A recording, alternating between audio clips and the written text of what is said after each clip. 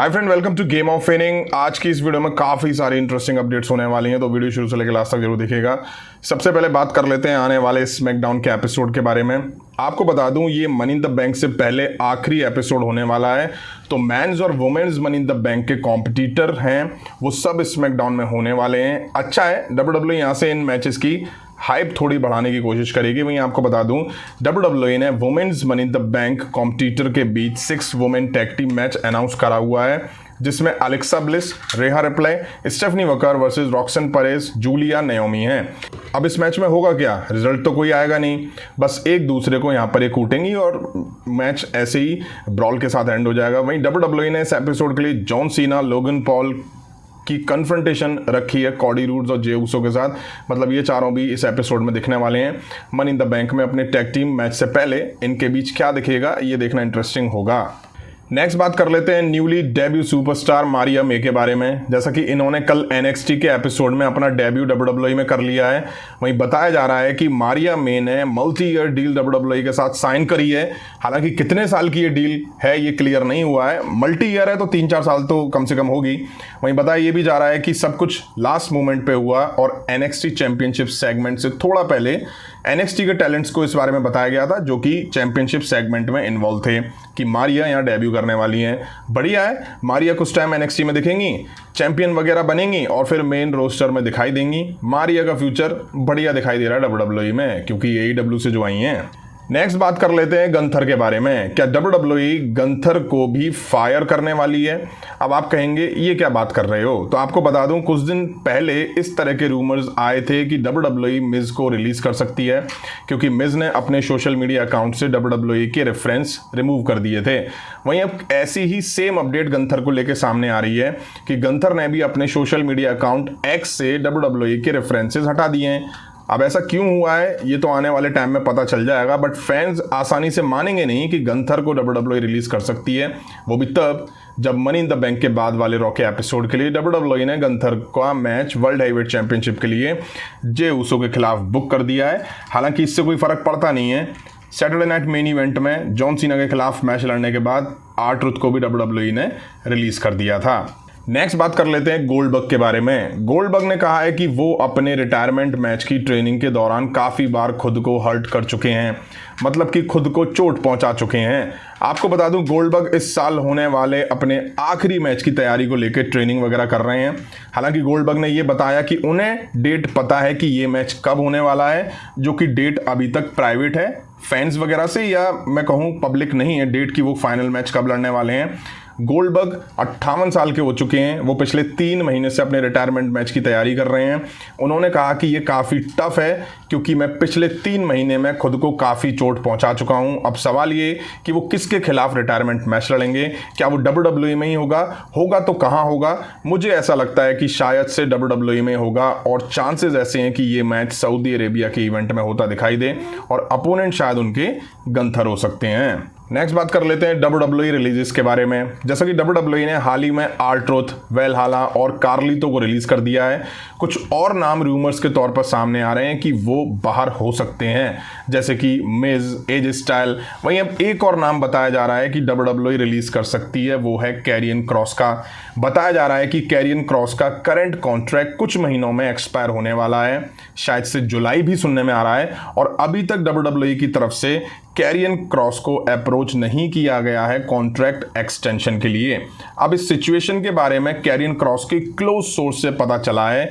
वहीं आपको बता दूं, हाल फिलहाल कैरियन क्रॉस को लेकर कुछ खास WWE दिखा भी नहीं पा रही है, बस वो सैमी ज़ैन के इर्द गिर्द आजकल हमें घूमते हुए दिखाई दे रहे हैं। अब इसमें कुछ नया नहीं है अगर कैरियन क्रॉस को WWE बाहर करती है, क्योंकि इससे पहले भी कैरियन क्रॉस को WWE बाहर का रास्ता दिखा चुकी है।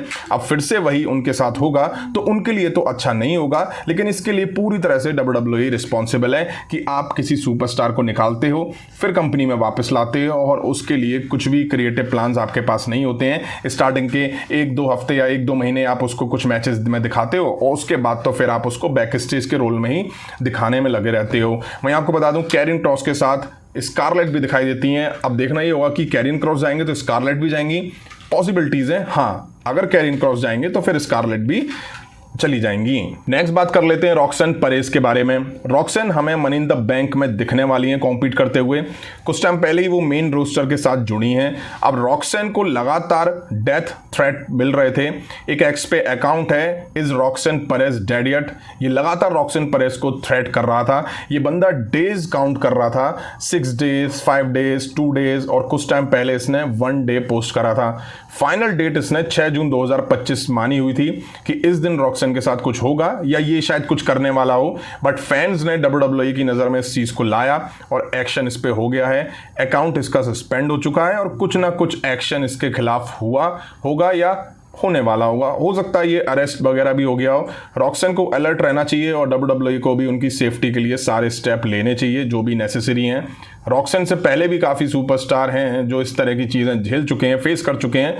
उम्मीद है रॉक्सन परेज सेफ रहें और सुरक्षित रहें। नेक्स्ट बात कर लेते हैं ट्रिपल एच के बारे में। पिछले कुछ दिन में हम WWE में कुछ सुपरस्टार की रिलीजेस होने की खबर सुन रहे हैं, र्यूमर सुन रहे हैं कि और रिलीज हो सकते हैं, बट अब किसी ने कहा है कि शायद आने वाले टाइम में WWE ट्रिपल एच को फायर कर दे, मतलब कि ट्रिपल एच को WWE निकाल दे। जोनाथन कोचमैन कहते हैं कि claims a serious power struggle is brewing in TKO with tension between Triple H and The Rock playing a major role. There is a strong chance Triple H could be forced out of WWE and no longer running creative within 18 months। मतलब कि Jonathan coachman ने claim करा है कि TKO में एक serious power struggle चल रहा है जिसमें ट्रिपल एच और रॉक के बीच काफ़ी टेंशन देखी जा रही है।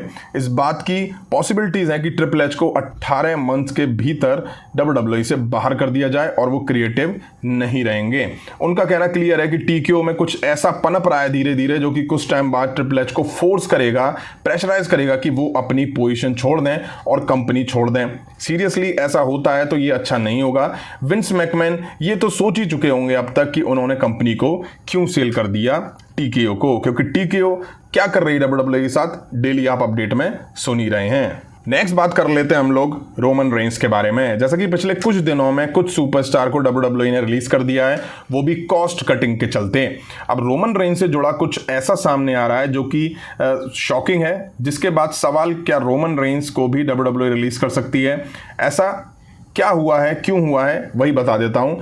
WWE से Roman Reigns per year $15 million कमाते हैं, $15 मिलियन, जिसमें से रोमन रेंस की सैलरी है $5 मिलियन पर ईयर। फिर आप कहोगे कि अभी तो तुमने $15 मिलियन बताया। हाँ, सैलरी के अलावा रोमन रेंस WWE से काफ़ी तरीकों से पैसा कमाते हैं जो कि साल का $15 मिलियन होता है।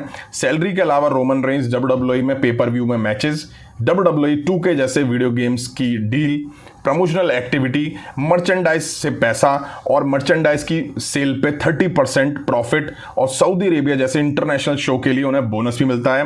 वहीं बताया जाता है कि टिकट सेल में भी रोमन रेंस को कुछ ना कुछ पार्ट मिलता है। कुल मिलाकर $15 मिलियन रोमन रेंस को हर साल का पड़ता है। अब ये चीज़ें TKO की नज़र में आ चुकी हैं। TKO रोमन रेंस के कॉन्ट्रैक्ट को नेगोशिएट करना चाहती है। हालांकि कहा यह गया है कि रोमन रेंस को रिलीज करने का कोई प्लान नहीं है, बट उनके कॉन्ट्रैक्ट में कॉस्ट कटिंग जरूर करी जाएगी। अब TKO का कहना है कि पार्ट टाइमर्स रोमन रेंस को इतने पैसा देना ठीक नहीं है। यही वजह है कि TKO अब रोमन रेंस के साथ नेगोशिएट करेंगे। अब TKO का समझ नहीं आ रहा है, ये सबको लपेटे में ले रहे हैं, वो भी तब जब ये हर पेपर व्यू होने के बाद हिस्टोरिक कहते हैं, सोल्ड आउट कहते हैं, टिकट प्राइस इनके बहुत बढ़ चुके हैं। पिछले कुछ दिनों में दबा के TKO पैसा बना रहा है और अब ये देखना होगा कि रोमन रेंस इस पे एग्री होते हैं या नहीं होते हैं, और होते हैं तो वो कौन से सोर्स को अपनी अर्निंग में से कट करवाना चाहेंगे, और वो रेडी होते हैं या नहीं होते हैं। नहीं रेडी होते हैं तो क्या फिर टेंशन TKO, WWE और रोमन रेंस के बीच में बढ़ती हुई दिखाई देगी। अब रोमन रेंस के केस में आपका क्या कहना है, कमेंट करके जरूर बताइएगा। अभी की वीडियो में इतना ही। पसंद आए तो लाइक और शेयर करें। उस तरह के इंटरेस्टिंग अपडेट्स के लिए चैनल को सब्सक्राइब करें, बेल आइकन को प्रेस करें। मिलता हूं जल्दी नेक्स्ट वीडियो में। Thank you.